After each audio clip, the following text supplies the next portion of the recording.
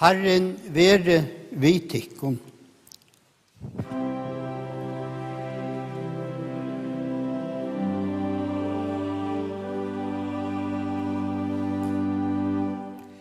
Latum okkum öll bia.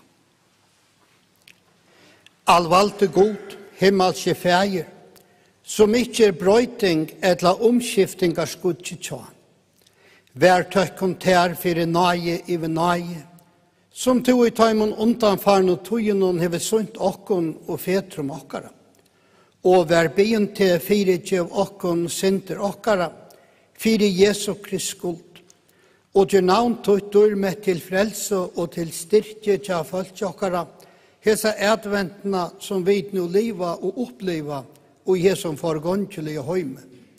Og djev okkon om Jesu are okkara tøyme skulle komme, ta sælet færa inn i et himmelska rujt, fyrir øynborna sånn til Jesus Krist, som vidt liver og ræver i øynløyka høylava antans og en sannur god altor og æver atlar.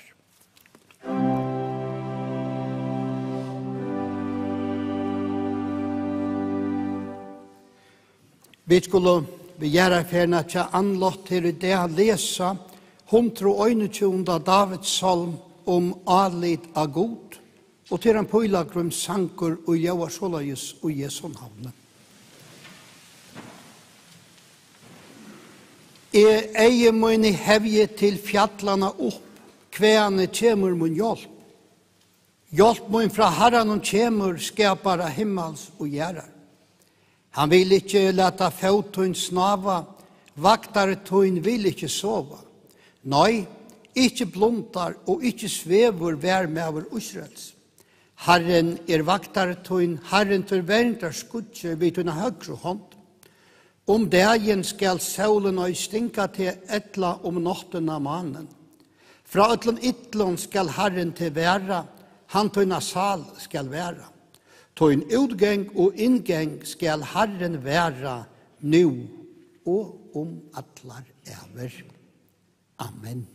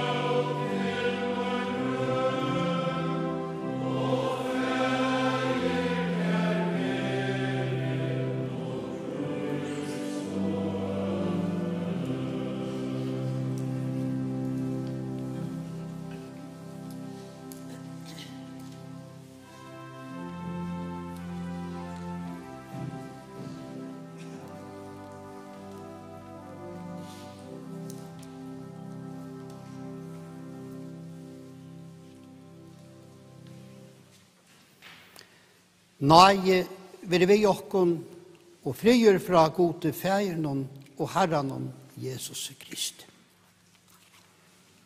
Så trøstar og nøye tog en gav til min røk, og fæger til være lov, prøys og ødel tøyk.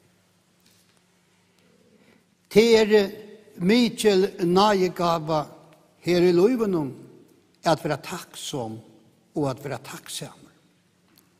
At sier takk for løyve og for i år og det. Takkje og i ødlom førum sier Guds ord. Tog at alt vi heva et land som vi best heva stundar sætjer. Hetta var òsne neka henne gamle visste av løyvsrønt. Og vi hava just sunnje et løyv. Her er godstrykven og alite i salmen til Mikael Ritje. Alite av god et berante i dagsens svarta og møye. Adventen for nå at være lien, og atter 8 år fer inn i evenløyga. Lät om okkon sia takk for det. Takkje og i ødlom førum ameningen. Men vi så sinja, vi her i Vesterkirkene og sia takk for anlåt. Anne Charlotte Rasmussen født Hensen, som nå ikke orska i møyra. Vi sier takk for det hun var og sin familie. Batna årene nere i Kvillingsgjære, og nå årene ved Vittlingadalsvegen, her hun og Bjarne sette bygg, og aldri opp sånne bøtt i kærløyka.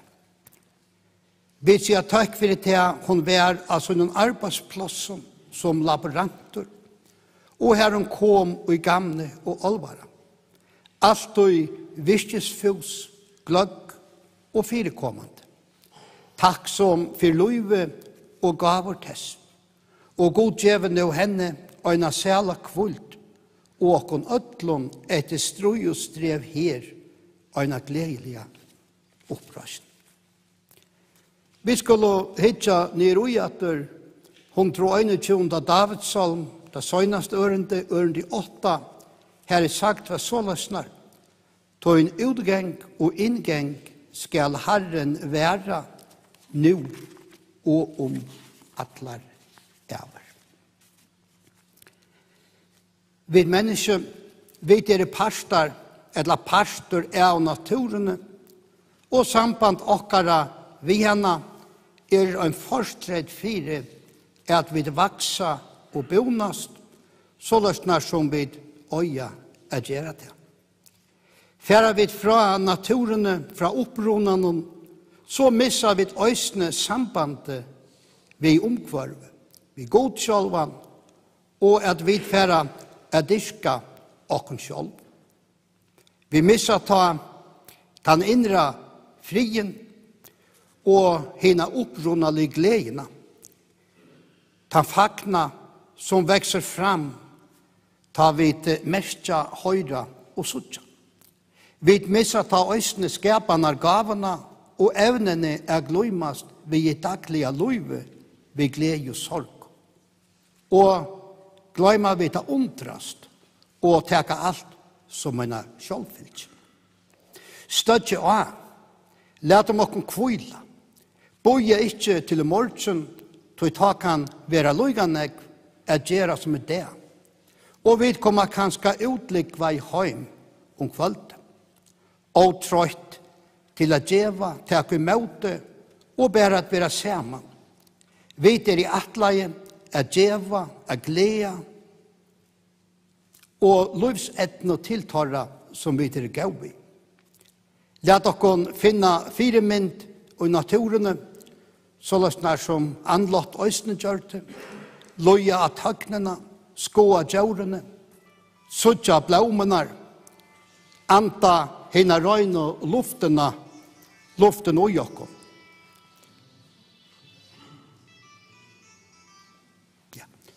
Kom en tur om man fjørene, så i kraften sjøvnen og brimen. Hikk fjøtlene så løs nærmere som 121 salmer. Leggs ta og græse, lukteren, hikk at himmelkvalvene. Undrast at vi er en pastor av atlen Jesu. Hva det sagt, sier brorsan. Nøyt og undrast, og så åkere samføra folk av livsløgene, vekerløykan. Vi er pastor av atlen Jesu, og i god til å lande okkom. Og så har vi et avvist frelse. Vi har finnet gledene at gjøre bruk av og skapene gavene. Ta vi så gjøre bruk av øtlen Jesu underfotla, får vi den inre fri. Og en tar vi så av og kattler av til stå skurråene. Vi får at huske at dette er ikke tilvilt, men jeg kan godgive som en gode god for dere. Og velnøgt og velkvult vi bedre for at gjøre okkara daglige gjerning og at løse der oppgaver og i over være kanskje uoverkommelige, men som gleden og i arbeidet gjør oss. Og i det vi her og fylltja anlått. Anlått som det vært til kvultarboren. Hun var født her i havnene, i Kvillingsgjerdet, her nå Trittingarfella i Loiv den 28. mars og i 45. Døtter Nancy, født Petersen ur havn, og Hjalkrim Hense ur Heste, og være nast eldst av 4 syskon. Hon får i nonneskolan og etter hetta og i realskolan. Hon var skrivstående til Vensel, og så gjerne Arroges ombøye medan valfamiljen var her. Her hjelpte jo nøysene bøttene ved leksjon. Medan Bonnevie var hospitalen, så får hun i lære som laboranter av landsjukhusen. Så gjerne sier han at gåmål til Danmarkar at utbyggva seg. Her hun øysene møtte Bjarna. Anlått arbeid jeg rundt i sjukhusen inntil de flotte til Førja og i 1. januar og i Øynefors. Her hun arbeid jeg landsjukhusen inntil hun får fra og i 2012. Anlått var alltid visst. Var etter hetta 2 skifte i Grønlandet og arbeidet. Heima var det familien, ommebøtt, og ut i hest. Her tar man domte, så ser jeg vel. Unge, så var hun filmløykere, håndballstjenta i Norstanen, og av og malene spente voja, kreativ som hun var. Mengt hei ahua, kvægene, føreskor sankor, og så vidt nevnte blommer og fuglar, og til ei vekkert vær. Vi familiene at feras til atlar okkar åtsar, at oppleva feras i Spania, ut i Trønne i Havnadale, her fena vår vær. Og så loi vi heste, her feiren var attavur. Hon etla tei trivus vel og i dansefellan og var turanar i utlanden og gløymande, så som til Romsevela, Pyreneen, etla hin lenka vegin, at hon kommer nomt, styrke herren okkon ødel allra mest i vaunen inn i kristna, opprøst og her som to ljøse og okkara øynasta bjergjeng. Hjelp okkona vinna sier av deians øyta, og i vissare vaunen opprøst og evigt liv.